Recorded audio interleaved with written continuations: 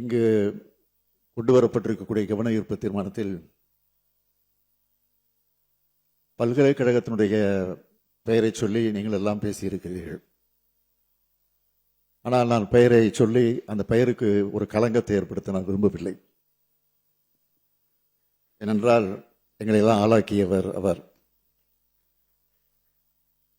அந்த உணர்வோடு அந்த பெயரை தவிர்த்து சென்னையில் ஒரு மாணவி மீது நடத்தப்பட்டிருக்கக்கூடிய பாலியல் வன்கொடுமை என்பது மாபெரும் கொடூரம்.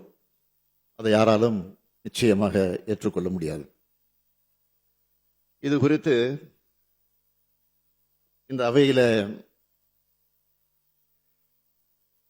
நம்முடைய ஜெகன்மூர்த்தி அவர்கள், வேல்முருகன் அவர்கள், ஈஸ்வரன் அவர்கள், சதன் திருமலைக்குமார் அவர்கள், கே மாரிமுத்து அவர்கள், நாகேமாலை அவர்கள், சிந்தனை செல்வன் அவர்கள், எம்.ஆர். காந்தி அவர்கள், ஜி.கே. மணி அவர்கள், செல்வ பிறந்தை அவர்கள், உதயகுமார் அவர்கள்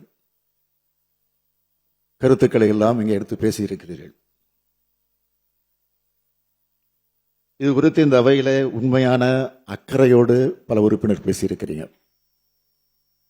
இதை பயன்படுத்தி இந்த ஆட்சி மேல தவறான எண்ணத்தை உருவாக்குவதற்காகவும் சில உறுப்பினர்கள் பேசியிருக்கிறீங்க. சில இல்ல, ஒரு உறுப்பினர் பேசியிருக்கிறார். யாருக்கு எந்த நோக்கம் இருந்தாலும் பாதிக்கப்பட்ட பெண் அந்த பெண் பக்கம் நின்று அவருக்கு சட்டப்படி நியாயம் பெற்று தரக்கூடிய காரியத்தை தவிர தமிழ்நாடு அரசுக்கு வேறு எந்த நோக்கமும் இல்லை என்பதை தெளிவா, உறுதியா, ஆணித்தரமா முதலையே நான் சொல்லி விரும்புகிறேன். குற்றம் நடந்த பிறகு ஒருவேளை குற்றவாளியை உடனடியாக கைது செய்யாமல் விட்டு இருந்தா அல்லது குற்றவாளியை காப்பாற்ற முடிவு செஞ்சிருந்தாலோ அரசை நீங்கள் குறை சொல்லலாம். ஆனால் சில மணி நேரத்துக்குள்ள குற்றவாளியை கைது செஞ்ச பிறகும் குற்றம் சம்பந்தப்பட்ட ஆதாரங்களை எல்லாம் திரட்டின பிறகும் அரசை குறை சொல்றது அரசியல் ஆதாயத்துக்கான தவிர உண்மையான அக்கறையோடு செயல்படுகிறது இல்லை என்பதை இந்த மாமன்றத்தில் நான் பதிவு செய்ய விரும்புகிறேன். மாண்புமிகு பேரவைத் தலைவர் அவர்களே, 24/12/2024 அன்று பிற்பகல் சென்னை மாணவி ஒருவர் கொடுத்த புகாரின் அடிப்படையில் கோட்டூர்புரம் அனைத்து மகளிர் காவல் நிலையத்தில் உடனடியாக வழக்கு பதிவு செய்யப்பட்டுச்சு. உடனடியாக தீவிர விசாரணை மேற்கொள்ளப்பட்டுச்சு. மறுநாள் காலையிலே இந்த சம்பவத்தில் ஈடுபட்ட குற்றவாளி ஞானசேகரன் காவல்துறையால் கைது செய்யப்பட்டார். இது காவல்துறை எடுத்த துரிதமான சரியான நடவடிக்கை. இருந்தாலும் எதிர்க்கட்சி என்ன குற்றச்சாட்டு சொல்றாங்க? முதல் தகவல் அறிக்கை கசிந்தது தொடர்பா பேசுறாங்க. அதுக்கு காரணம் யாரு? ஒன்றிய அரசின் கீழ் செயல்படுகிற என்ஐசி, நேஷனல் இன்ஃபர்மேட்டிக்ஸ் சென்டர், தேசிய தகவல் மையம். அது நம்ம காவல்துறையால் உடனடியாக சுட்டிக்காட்டப்பட்டு அதற்கு பின்னால் அந்த தொழில்நுட்ப கோளாறும் சரி செய்யப்பட்டிருக்கிறது. அது தொடர்பாக அந்த அமைப்பும் நிறுவனமும் விளக்கம் கொடுத்து கடிதமும் எழுதியிருக்கிறாங்க. என்எஸ்சியிலிருந்து கடிதமும் எழுதியிருக்கிறாங்க.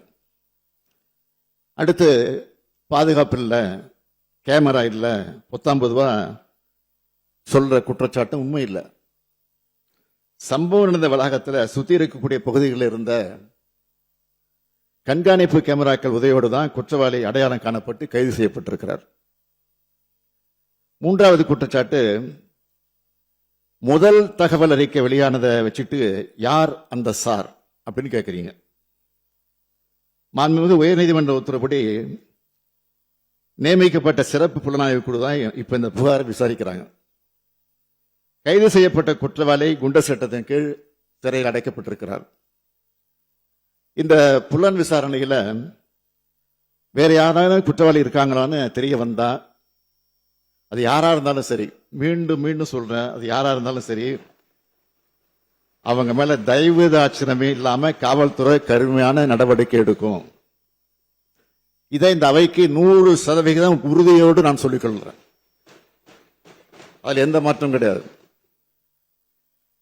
அது மட்டுமல்ல, இன்னும் முக்கியமானது, இந்த வழக்கில் விரைந்து விசாரணை மேற்கொண்டு 60 நாட்களுக்குள்ள குற்றப்பத்திரிகையும் தாக்கல் செய்யப்படும். அதோட சிறப்பு நீதிமன்றம் மூலம் இந்த வழக்கை விரைந்து விசாரிக்க அனைத்து முயற்சிகளையும் அரசு எடுத்து குற்றவாளிகளுக்கு உச்சபட்ச தண்டனை கிடைப்பதை உறுதி செய்யும் என்பதை இந்த அவைக்கு நான் மீண்டும் உறுதியோடு தெரிவித்துக் கொள்கிறேன். நான் எதிர்க்கட்சிகளை கேட்க விரும்புவது, யார் அந்த சார் அப்படின்னு சொல்லி குற்றம் சாட்டுறீங்க? உண்மையாக உங்ககிட்ட அதுக்கு ஆதாரம் இருந்தா உயர்நீதிமன்ற உத்தரப்படி அமைக்கப்பட்டிருக்கக்கூடிய அந்த சிறப்பு புலனாய்வு கட்டுக்கொண்டு கொடுங்க, அதை சொல்லுங்க. ஆதாரம் இருந்தா